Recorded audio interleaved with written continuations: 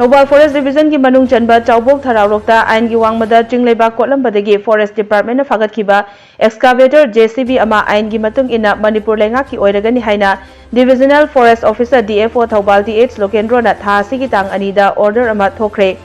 Order adu ki matung ina excavator adu ain gi Wangmada Ching Leibak Kotlambagi damak Indian Forest Act amadi Manipur Forest Rule gi makhada Divisional Forest Officer amadi Range Office Thobal amasung Lilong Police ki apunba team amana mamang tha January 13 fagat kibani.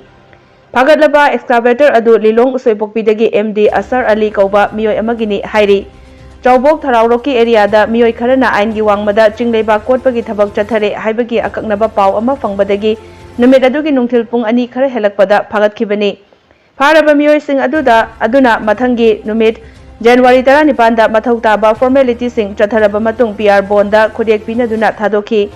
Matung tarakpada Chief Judicial Magistrate Thobalda January 12 da Cherol amathaduna excavator adu Indian Forest Act 42(4)A gi makhada lokshinaba thabak paikhatpa haukibaga loinana kupna khanaraba matungda aina yadaba mawongda ching temthokpa gidamak January ba miyoi sing adu mara leire haina laukthokpaga loinana excavator JCB asina Indian Forest Act 2018 gi matung ina Manipur Leingakki Oiragani amadi case asi loshile haina order asina phungdokle.